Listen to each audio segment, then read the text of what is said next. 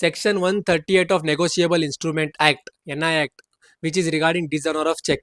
So once ನಿಮ್ check bounce ಆದಾಗ, check ಡಿಸೋನರ್ ಆದಾಗ, ಸೆಕ್ಷನ್ 138 NI ಆಕ್ಟ್ ಪ್ರಕಾರ, ಅದ್ರ ಪ್ರೊವೈಸೋ ಪ್ರಕಾರ 1 ತಿಂಗಳ ಒಳಗಡೆ ನೀವು ಲೀಗಲ್ ನೋಟಿಸ್ನ ಕಳಿಸ್ಬೇಕು.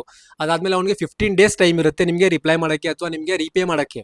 ಅವ್ನು ಯಾವುದು ಮಾಡಲಿಲ್ಲ ಅಂತಂದ್ರೆ 15 ಡೇಸ್ ಆದ್ಮೇಲೆ 1 ಮಂತ್ ನಿಮಗೆ ಮತ್ತೆ ಟೈಮ್ ಇರುತ್ತೆ ಕೇಸ್ನ ಫೈಲ್ ಮಾಡಕ್ಕೆ.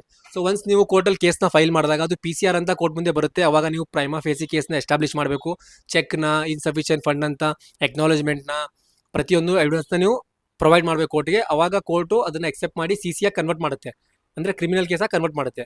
ಸೊ ಒನ್ಸ್ CC ಆದ್ಮೇಲೆ, ಕ್ರಿಮಿನಲ್ ಕೇಸ್ ಆದ್ಮೇಲೆ 2 ಸೆಕ್ಷನ್ ಬಹಳ ಇಂಪಾರ್ಟೆಂಟ್ ಆಗುತ್ತೆ, which is section 118 and 139 of NI act.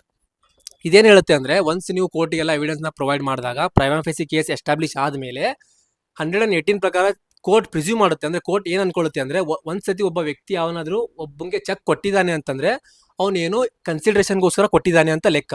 ಅಂದ್ರೆ ಏನೋ ನಿಮ್ಮ ಹತ್ರ ಇಸ್ಕೊಂಡಿದ್ದಾನೆ, ತಗೊಂಡಿದ್ದಾನೆ, ಜಮೀನ್ ತಗೊಂಡಿದ್ದಾನೆ, ಅಗ್ರಿಮೆಂಟ್ ಮಾಡಿದ್ದಾನೆ, ಅಥವಾ ಏನೋ ಒಂದು ಹ್ಯಾಂಡ್ ಲೋನ್ ಇಸ್ಕೊಂಡಿದ್ದಾನೆ, ಅದಕ್ಕೆ ನಿಮ್ಗೆ ಕೊಟ್ಟಿದ್ದಾನೆ. ಸುಮ್ನೆ ಯಾವ ವ್ಯಕ್ತಿನೂ ಚೆಕ್ ಕೊಡಲ್ಲ. ಸೊ ಇದು ಕೋರ್ಟ್ ಅನ್ಕೊಳ್ಳುತ್ತೆ.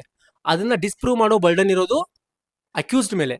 ಅವ್ನು ಅದನ್ನ ಡಿಸ್ಪ್ರೂವ್ ಮಾಡ್ಬೇಕು. ಹೆಂಗೆ? ಎವಿಡೆನ್ಸ್ ಕೊಟ್ಟು, ಅವ್ನ ಕಡೆಯಿಂದ ಏನು ಎವಿಡೆನ್ಸ್ ಇದೆ ಅದನ್ನ ಕೊಟ್ಟು ಅವ್ನು ಡಿಸ್ಪ್ರೂವ್ ಮಾಡಬೇಕು. ಸೊ ಅದು not necessary beyond the reasonable doubt ಆಗಿರಬೇಕು. ಜಸ್ಟ್ ಪ್ರಿಪಾಂಡರೆನ್ಸ್ ಆಫ್ ಪ್ರೊಬಬಿಲಿಟೀಸ್, ಅಂದ್ರೆ 100% ಅಲ್ಲಿ 51% ಒಂದು ಪ್ರೂವ್ ಮಾಡಿದ್ರೆ ಸಾಕು. ಆಮೇಲೆ ಮತ್ತೆ ನಮ್ಮ ಮೇಲೆ ಬರ್ಡನ್ ಶಿಫ್ಟ್ ಆಗುತ್ತೆ, ನಾವು ಅದನ್ನ ಮತ್ತೆ ಡಿಸ್ಪ್ರೂವ್ ಮಾಡಬೇಕು ಎವಿಡೆನ್ಸ್ ಕೊಟ್ಟು. ಈ ತರ ವರ್ಕ್ ಆಗುತ್ತೆ. ಸೇಮ್ ಮೀನ್ಸ್ ಸೆಕ್ಷನ್ 139 ಅಲ್ಲೂ ಸೇಮ್ ಹಿಂಗೆ ಇದೆ. ಅದರಲ್ಲಿ ಲಯಬಿಲಿಟಿ ಮತ್ತೆ ಡೆಪ್ಟ್ ಬಗ್ಗೆ ಮಾತಾಡುತ್ತೆ. ಒನ್ಸ್ ಒಂದು ವ್ಯಕ್ತಿ ಚೆಕ್ ಕೊಟ್ಟಿದ್ದಾನೆ ಅಂತಂದ್ರೆ ಅವ್ನು ಯಾವುದೋ ಒಂದು ಲಯಬಿಲಿಟಿಗೋಸ್ಕರ ಕೊಟ್ಟಿದ್ದಾನೆ. ಅವ್ನೇನೋ ಡೆಪ್ಟ್ ಇದೆ, ಅವನೇನೋ ಕೊಡಬೇಕು, ಅವನ ಲಯಬಿಲಿಟಿ ಇದೆ, ಅವನ ಲಯಬಿಲಿಟಿನ ಫುಲ್ಫಿಲ್ ಮಾಡಬೇಕು, ಅದಕ್ಕೆ ಅವನು ಚೆಕ್ ಕೊಟ್ಟಿದ್ದಾನೆ ಅಂತ ಕೋರ್ಟ್ ಪ್ರಿಸ್ಯೂಮ್ ಮಾಡುತ್ತೆ.